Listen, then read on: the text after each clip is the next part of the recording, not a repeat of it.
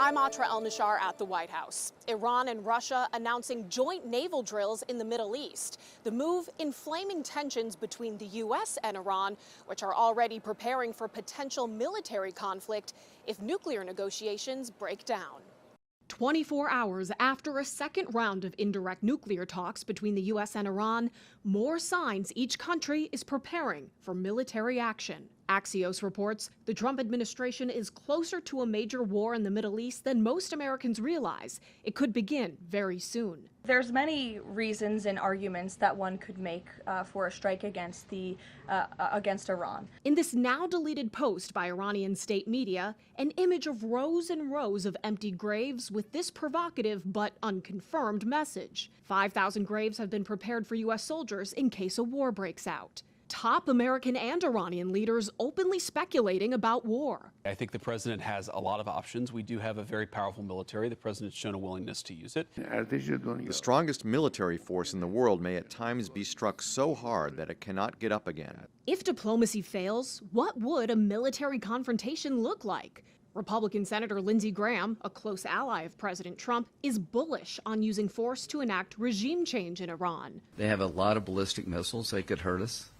It could do damage to Israel, but every day that goes by in the war, they get less capable. We don't need boots on the ground in Iran. We need to partner with Israel if we do a military operation to make sure we get the highest and best benefit of our capabilities. Iran could get some help from Russia, which uses Iranian drones in its invasion of Ukraine.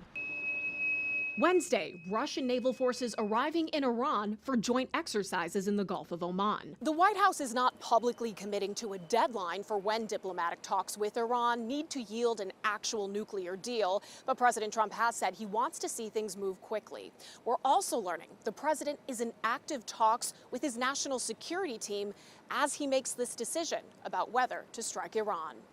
At the White House, I'm Atra El-Nashar. Angela, thank you. Developing this morning, the Trump administration preparing for another round of nuclear talks with Iran in the next 2 weeks. President Trump's envoys, Steve Witkoff and Jared Kushner, did meet with Iranian officials in Geneva Tuesday, with one White House official saying there was progress, but major gaps do remain.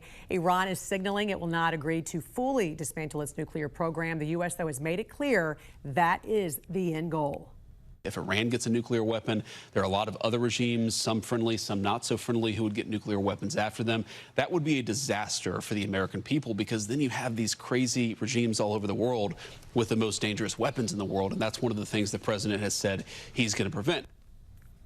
In the weeks leading up to Tuesday's meeting, tensions have been mounting, raising fears of military action if talks do fail. The U.S. has deployed hundreds of aircraft and additional naval forces to that region. Also yesterday, Iran conducted military drills in the Strait of Hormuz, temporarily closing one of the world's most critical supply routes. Right now, the White House monitoring Iran's military drills happening in the Middle East as tensions over a nuclear agreement come near a breaking point. As we come on the air, both the Pentagon and Iran are building up military assets. Over the past 48 hours, reports show the U.S. military has sent 150 military cargo flights and another 50 fighter jets to that region. President Trump also holding meetings with advisors on a possible strike that reports show could happen, if necessary, as early as this weekend. The president has always been very clear, though, with respect to Iran or any country around the world. Diplomacy is always his first option, and Iran would be very wise to make a deal with President Trump and with this administration. Mark Boyle joining us again from the live desk with the latest on this situation. And Mark, really a tense situation playing out at this hour. That's right, Jan. We are hearing that the president really wants all of his cabinet members dialed in at this point this morning. And according to a new report from Axios, the U.S. could be looking at the possibility of a weeks-long campaign against Iran. The report noting here, Israel would be joining the United States in the military campaign if it were to happen. Keeping in mind, the United States and Israel launched multiple aerial attacks on Iran's nuclear facilities 1 year ago. In the past few days, the United States has gathered a lot of its military strength in the waters close to the Middle East. The locations that we're talking about on this map here behind me, multiple aircraft carriers, destroyers arriving in the area. All of this as the buildup towards what could be a possible war. Could be avoided, though, if the United States is able to strike a new deal with the nuclear conversations with Iran. There's new evidence now Iran is fortifying its defenses. There's new satellite images out right now. They've barricaded essentially the entrances, the in and out points of these nuclear facilities, including sites that were hit last year during the U.S. operation dubbed Midnight Hammer. Iran also buried those entrances around other nuclear sites too. So it's not just one or two, it's several. And we'll monitor that for you as updates come in and reaction out of the Middle East. We'll see what happens. But these attacks that we're hearing could happen as early as this weekend, Jen. Mark, thank you. This morning, the Iranian regime also on the clock, facing a deadline to present a proposal to resolve the differences of a possible nuclear agreement. Both sides are still far apart on a deal, especially when it comes to Iran's missile stockpile. I'm Atra El-Nashar in Washington. President Trump says within the next 10 days, he plans to make a decision about whether to continue nuclear negotiations with Iran or take military action. U.S. military forces in the Middle East standing by for potential orders to attack Iran, possibly as soon as this weekend, in what would be Trump's second round of strikes in less than a year. Now we may have to take it a step further, or we may not. Maybe we're going to make a deal. You're going to be finding out over the next probably 10 days. That 10-day timeline the president outlining Thursday may not play out because President Trump said this just one day before ordering strikes on Iran in Operation Midnight Hammer last June. I'm giving him a period of time, and I would say 2 weeks would be the maximum. The very next day, the president told the nation U.S. forces bombed 3 Iranian nuclear facilities. Iran's key nuclear enrichment facilities have been completely and totally obliterated. Since a second round of indirect nuclear talks with Iran in Geneva this week, signs of looming conflict have only intensified. We have to make a meaningful deal. Otherwise, bad things happen. Satellite images show what President Trump calls an armada of U.S. forces stationed near Iran. The blue squares represent naval assets, including destroyers and an aircraft carrier. A second is on the way. And the red dots show bases with attack planes and other air power. The type of kinetic action that the U.S. would wage would be primarily an air campaign. Decapacitation strikes and regime change and collapse, those two would involve prolonged, intense air campaigns. This isn't just between the U.S. and Iran. Secretary of State Marco Rubio is expected to travel to Israel next week to update Prime Minister Benjamin Netanyahu on the situation. And Russia showing support for Iran, running joint naval exercises in the Gulf of Oman Thursday. Here's Russian Foreign Minister Sergei Lavrov. No one wants the new escalations. Everyone understands that this is playing with fire. U.S. forces and the American public watching and waiting to learn what the commander-in-chief decides. In Washington, I'm Atra El-Nashar reporting. Developing as we come on the air, the War Department positioning more military assets in the Middle East right now as Iran faces a deadline to reach a deal. President Trump says Iran has less than 2 weeks as he considers options on possible military action. And thanks for joining us. I'm Jan Jeffcoat. It is Friday, February 20th, and this morning, the Iranian regime is on the clock and completely surrounded by the largest deployment of U.S. forces in decades. We want to get right to Angela Brown at the live desk, who is tracking all the latest developments. Good morning to you, Angela. You know, a lot happening right now, and Trump says Iran is running out of time. Yeah, what do we have, like 10 days before something has to happen? That's right. Happen leading up to what? I guess that's the big question. What are we counting down to? Well, the president is weighing a ton of options right now. And we haven't seen, as Jan mentioned, military buildup like this in the Middle East in more than 20 years. We're talking on the Iraq War. Now, right now, the president could go really a number of directions at this point, including targeted strikes on Iran's nuclear and military bases, taking out Iran's leaders, or trying to let peace kind of prevail in the situation. Speaking to the newly formed Board of Peace in the past 24 hours, the president says he's going to make that decision in the next week or so. And we do have some work to do with Iran. They can't have a nuclear weapon. It's very simple. You can't have peace in the Middle East if they have a nuclear weapon. And they can't have a nuclear weapon. And they've been told that very strongly. Well, Trump has hinted for a regime change on one end and has insisted Iran not obtain that nuclear weapons that he mentioned right there. Now, leaders in Europe are starting to feel how real this could actually be. The Prime Minister of Poland, Donald Tusk, warned his citizens in Iran to immediately evacuate that nation. He added flights out of the country might not be available in the next several hours.